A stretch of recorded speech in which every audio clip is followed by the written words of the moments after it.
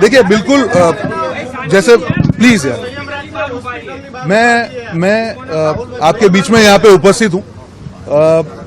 कल मेरे पिताजी ने जब इस्तीफा दिया, मैं एक प्रोग्राम में था और मैं उसके पहले ये बता दूं, जैसे मैंने गुजराती में कहा कि पहले ये जो टिकट का मैंने स्वीकार जो है, जब पार्टी का आदेश हुआ तब क्यों किया। मैं हमेशा से अलग अलग कैपेसिटी में पूरे देश में मैंने काम किया। एक मिनट,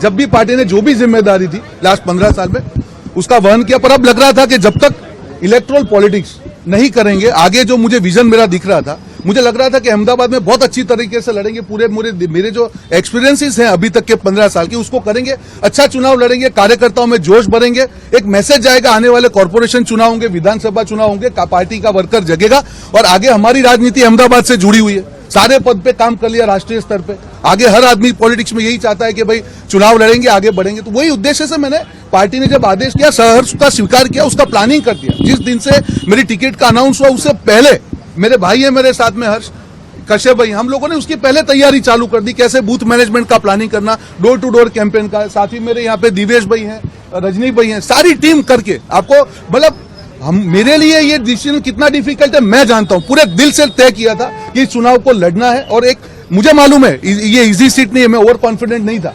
मैं ये समझ के इस चुनाव में आया था कि एक डिफिकल्ट सीट है, लड़ना है, अच्छी तरह से दिखाना है और अगर जिस प्रकार से कैंपेन चलता जीतने के भी अच्छे चांसेस बनते। मेरे लिए बहुत डिफिकल्ट डिसीजन था। मेरे पिता करीब 3 दिन से हॉस्पिटलाइज थे, कहीं ना कहीं वो कन्विंस नहीं हो रहे थे। 15 साल पहले उनका बाईपास हुआ था, मैं कन्विंस करने का मैंने बहुत प्रयास किया, हमारे सारे साथियों ने प्रयास किया, सब लोग विफल हुए।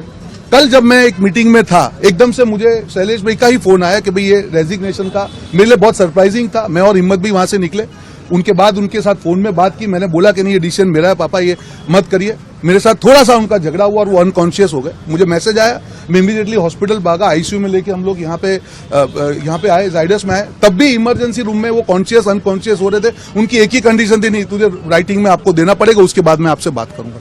तो मेरे लिए मेरी राजनीतिक करियर, मुझे मालूम है कि टिकट को मैं अनादर की बात नहीं करूंगा। मैं मेरी परिस्थिति के कारण जब मैं नहीं लड़ने का फैसला किया, उसका असर मेरी राजनीतिक करियर पर मुझे मालूम है।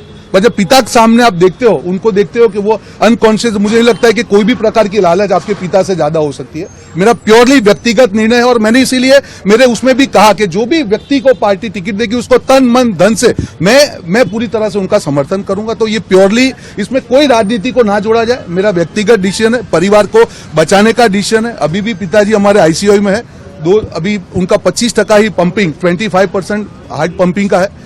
4 बजे करीब उनकी एंजियोग्राफी होगी। तो मेरी आप सबसे विनती है, कई नेता हमारे जो हैं, कौन से दिल्ली के उनके नेता के संचार पे काम कर रहे हैं मुझे नहीं मालूम है, जिन्होंने पार्टी के साथ गद्दारी की, आज वो मुझे नियम पढ़ा रहे हैं। मैं कभी भी आज तक नेगेटिव नहीं बोला किसी के लिए, मैं डिबेट में भी होता हूं तब भी व्यक्तिगत टिप्पणी नहीं करता हूं, पर उस व्यक्ति ने आज मेरे दिल पे चोट की है। उस व्यक्ति को मालूम था कि मेरे पिता के साथ में उनके व्यक्तिगत संबंध होने के बावजूद भी आज मुझे ईमानदारी के पाठ पढ़ा रहे, अपने गिरेबान में झांके और मेरी विनम्रता को मेरी मजबूरी ना समझे। अगर एक भी प्रतिक्रिया अभी आई उसका रिएक्शन मैं जरूर दूंगा। पिताजी को क्या डर था और क्या कौन लोग मिलने आए थे? चुनाव लड़ना रहा?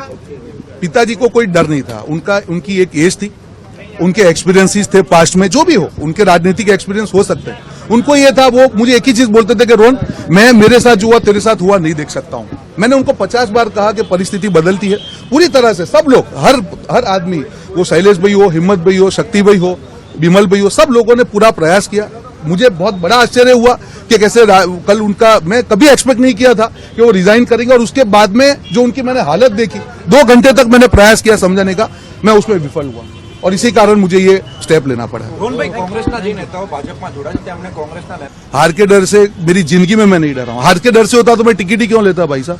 हार का डर क्या होता है? कार्यकर्ता है, लड़ेंगे, मर थोड़ी जाएंगे यार। और मुझे मालूम है कि आयोजन से करके जो तेलंगाना में 4 सीट थी, 65 सीट कहां से आई?